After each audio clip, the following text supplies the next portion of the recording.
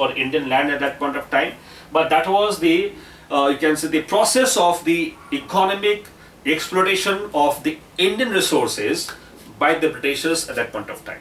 So these all things have been very nicely explained by R.C. Dutt's book also, that is Economic History of India. At the same time, drain of wealth as a concept has also been explained very nicely in the NCERT. Now see, what was drain of wealth and what is drain of wealth? Try to understand that. Look, originally the concept of drain of wealth was spoken by Raja Ram Mohan Roy. Now very few people know about it. That Raja Ram Mohan Roy was the first person who actually spoke about the exploitation of resources in India and how the Indian money or Indian resources are being transshifted or transmitted towards the British territory. So how it was transshipped towards British territory has been spoken for the first time by Raja Ram Mohan Roy before the House of Commons in Britain. Fine. At the same time, this concept has been popularized by Dadabhai Naoroji. So Dadabhai Naoroji has been instrumental in popularizing the concept of drain of wealth in his book, that is the Poverty and Un-British Rule in India. So Poverty and Un-British Rule in India, written in 1868 by Dadabhai Naoroji, was the book which actually, of course, popularized the concept of drain of wealth across India as well as in England. Fine. So that was the concept of the initial concept of drain of wealth. So what was drain of wealth? Just try to understand. See, drain of wealth started or began in India from 1757 itself. After the Battle of Plassey, the British company became highly, you can say, brutal in the exploitation. Therefore, I was listening to Shashi Tharoor. So Shashi Tharoor has very nicely spoken about it was not a British government, it was a British government. Alright. So it was a British government because of its brutal nature of exploitation. So what I was sharing with all of you, that between 1757 to 1765, 6 million pound, 6 million, M for Monday, 6 million pound was exported from India to England. It was 4 times more than the total land revenue. 4 times more than the total land revenue of Bengal, of the Nawab of Bengal.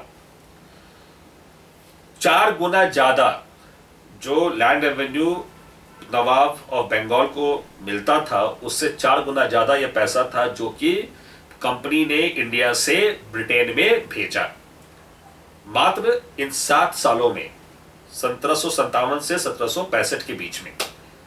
ठीक है, 6 million pound कहां से भेजा? They started extorting the local zamindars. सारे local जमींदार जिन्हें support किया था कंपनी को, सबसे पैसा उगाही किया इन्होंने, जो नहीं भी किया उनसे ही पैसा उगाही किया. So they started exploiting the local zamindars, the local sahukars, businessman, local rajas, and from there only this money, which was a money of extortion, you can understand, it was extortion. This money of extortion was 6 million pound. इतना पैसा सिर्फ 7 सालों में भेजा. All right, and at the same time this was one of the part of drain of wealth. Drain of wealth consisted of not only this, that is the money extorted in this period, but also it included the trading profits. The trading profits that the company was also illegally involved in deriving from India. Now see, in the initial stage, it is said that the company was in loss, but the officers working in the company were in profit. मतलब साफ साफ है कि company को loss में दिखा रहे थे और अपने प्राइवेट पॉकेटिंग को और प्राइवेट जो प्रॉफिटियरिंग को उन्होंने इतना ज़्यादा बढ़ा दिया था करप्शन कर करके. So you can understand Robert Clive जब यहाँ से गए England, he was one of the richest wealthiest person in England at that point of time. Alright, so that was actually was the story of Robert Clive. Now see, so second aspect was even the trading profits which was being derived here illegally was also part drain of wealth. Third one was the rightful revenue, that is Diwani of Bengal. So Diwani of Bengal from 1765, as you have just seen in this particular fact, dual government was जितने दीवानी मिला वो भी तीसरा form of पैसा जो यहाँ से गया, that is drain of wealth. Fourth one was the investment. Now this is very important for all of you. This question can be asked to you.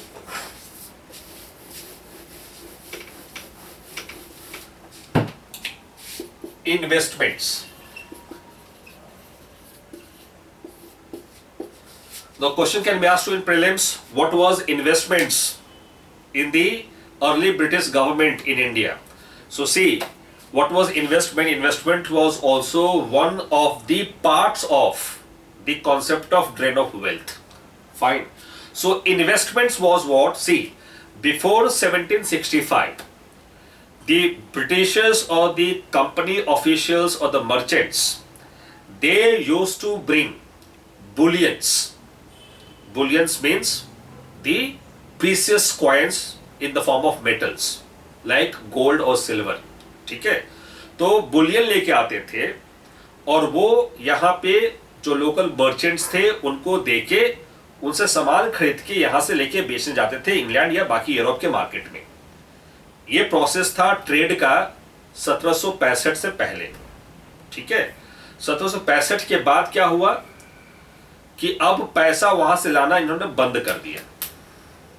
ठीक, अब यहीं का पैसा, यहीं का रिसोर्स, यहीं से एक्सपोर्ट करना और उसी पैसे से अपने एम्पायर को फर्दर एक्सपैंड करना. मतलब ना हिंग लगे ना फिटकरी, बट रंग भी हो चोखा. Alright, so they were perfect businessmen in that way. So what they started doing, that investments. What was investments? Investment was basically the money raised from the revenue of Bengal, and the same money was being used to purchase the commodities, the items, the goods from different parts of India or from different parts of Bengal, and those commodities were being exported to England. Fine. So idea was कि बिना अपना पैसा invest किए हुए यही क्या पैसा, इन्हीं पैसे से यहीं का सामान खरीद के उस सामान को यहां से वापस इंग्लैंड भेज देना. Now this was the concept of investments. So investment was basically the money used for the purchase of local goods. Money used for the purchase of local goods raised out of the revenue of Bengal. That was investments. So this question can be asked to you, what was the concept of investments? So see, investments was also a part of drain of wealth from India. Fine. And last but not the least, you can also understand that the salaries, the income of the English officials, their maintenance cost, the trading fortunes of the merchants, they all became the part of drain of wealth.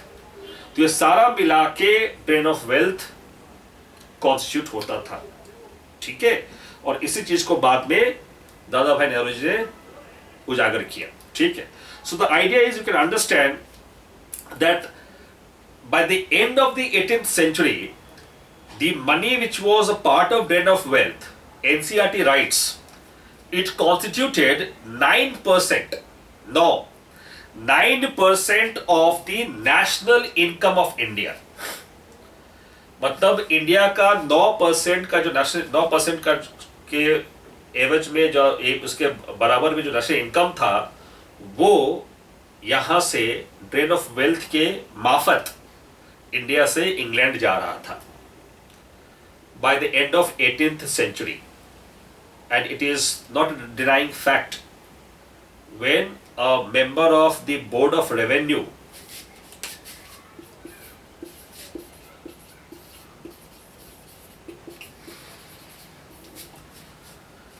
when a member of Board of Revenue, John Sullivan, now John Sullivan has very nicely mentioned about what he has mentioned. He has mentioned that our system acts as a sponge. Again repeating, our system acts as a sponge which draw up all the good things from the river Ganges or Ganga and squeezes them down in the river of Thames. मतलब हिंदी के रूपांतरण में साफ साफ समझ लीजिए, sponge तो जानते होंगे, तो ब्रिटिशर्स का सिस्टम स्पंज के माफिक काम कर रहा था.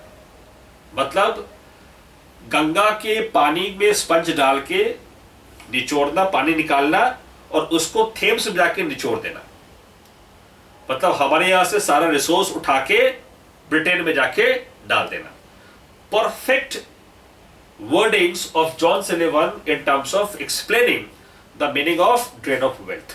Alright, so this is how drain of wealth has been explained by John Sullivan.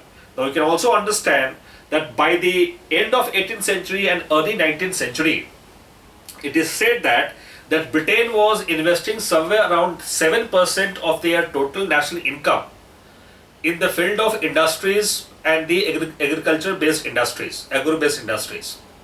7% अपने नेशनल इनकम को वो इंडस्ट्रीज में इन्वेस्ट कर रहे थे 18वीं शताब्दी के अंत में और 19वीं शताब्दी की शुरुआत में. उसमें से 2%, 7% में से 2%, 2% of that was coming from India. So Britain का डेवलपमेंट जो है वो it was an example of, it was a gift of the exploitation of Indian resources. So this is how the Indian resources were brutally exploited. Alright, this what actually has been discussed in one part of economic policies. In second part of economic policies, it is very clearly mentioned that how this economic policies will start, will be able to function by the British government altogether. See, two things have been nicely explained. कि इस economic policies के पीछे जो दो pillars थे British government के, वो थे means of transportation and communication.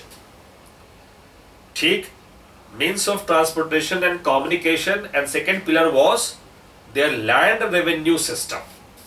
So in this chapter these two things have been very nicely explained by the NCERT. So what it says that means of transportation and communication along with the land revenue policies were responsible in the exploitation of Indian resources at that point of time by the Britishers. So what it mentions about? It mentions about the development of railways, telegraph and postal system, a postal stamp system. Alright, so railway, telegraph and postal stamp system, these three factors were responsible in the exploitation of the Indian resources. So what it talks about? It talks about railways first. Then it also talks about telegraph and then postage stamp. So these three factors were responsible also in the exploitation of the Indian resources. Now very nicely summed up by a scholar named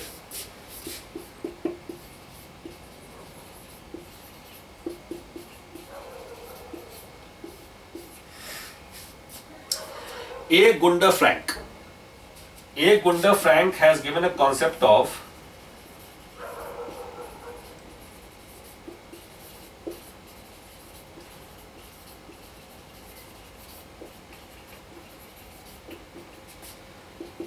development of underdevelopment. Now see, is a scholar who has given a concept of development of underdevelopment. Now very nicely summarizes the exploitation of the Britishers in India between this period. Now these all are the examples of this particular concept only. How whatever means of development that you are saying here, with the railways, telegraph, postage stamps. Now these all were developed to further perpetuate underdevelopment of India, because they were developed for the benefit of the company, for the benefit of the British Empire in India, not for the benefit of the common man in India. However, in long run, it backfired or boomerang against their existence in India. Alright, that we all know about the role of railways in India. So how railway also played a very significant role in you can say the increase of the feeling of nationalism in India. Alright, so railways, telegraph and postal stamps. So NCERT talks about few facts about it. That the first railway was run in 1831 in Madras. The very few people know about it. Now we normally understand railway was run for the first time in 1853 only between Bombay to Thane. But NCERT writes also very clearly the first railway wagon was run in 1831 in Madras, but it was run by the horse-drawn carriage. So it was drawn by the horses, not by steam engine. But it was also a railway. Alright. So 1831, this is how railway was for the first time used in Madras. And then you see in 1834, a steam engine in England was developed. A steam engine in England was developed in 1834. Fine. And then finally in 1853 we see development of a steam run or steam engine run railways in India between Bombay to Thane. Now interesting fact about railways is what? That railway was developed in India between 1853 to 1880.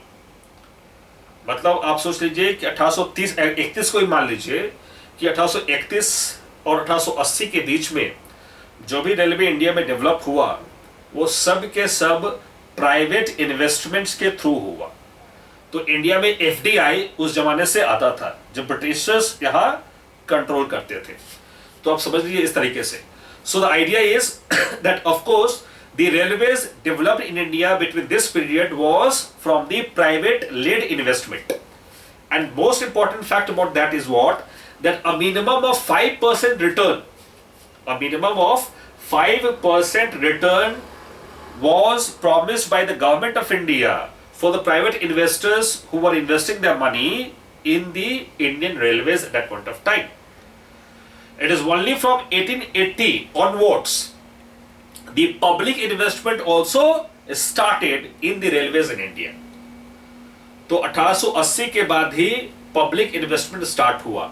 और NCERT एक fact लिखता है कि 1880 और 1905 के बीच में 1880 से 1905 के बीच में तकरीबन 350 crore somewhere around rupees 350 crore was invested by both public and private investors in the railways further development in India.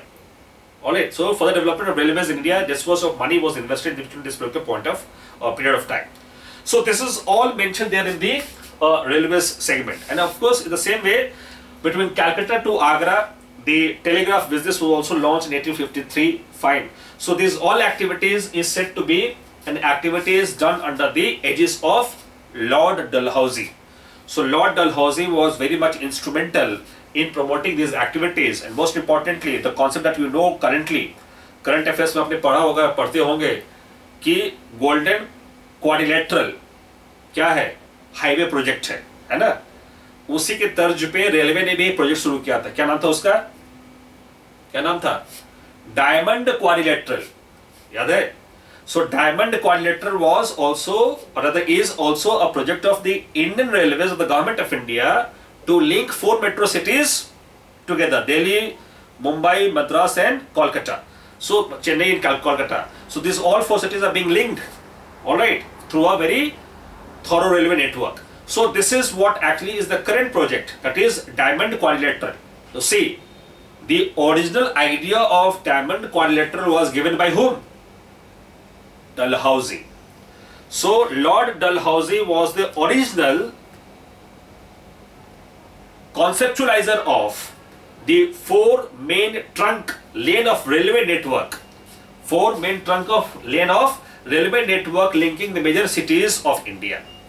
Fine, at that point of time. So this was a vision of Lord Dalhousie, and therefore Lord Dalhousie is also one of the major, you can say, establisher of the British Empire in India. Fine.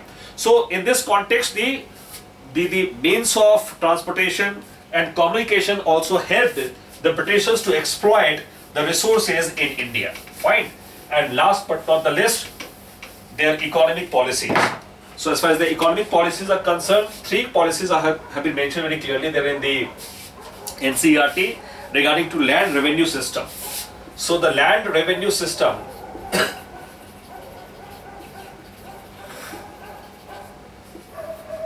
has been mentioned in the context of three important aspects. One is the permanent settlement. Second one is the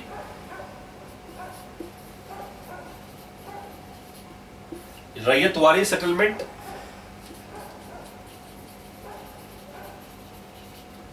And Mahalwari system. Alright. So three systems were developed by the Britishers in India in terms of land revenue system. But the most, we can say, important for the Britishers and for all of us was permanent settlement or Jamindari system. So also known as Jamindari system. Alright, so permanent system or Jamindari system. You see, first and foremost, who was the original conceptualizer of this concept?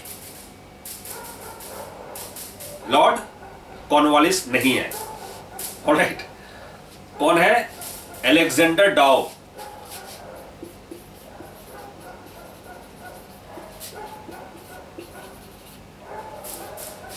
So see, Alexander Dow was the first person who conceptualized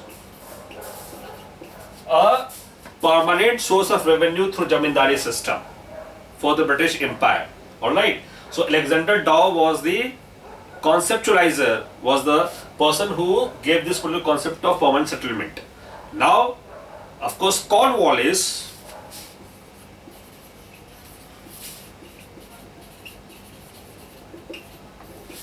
Lord Cornwallis was the person who promoted this concept in 1793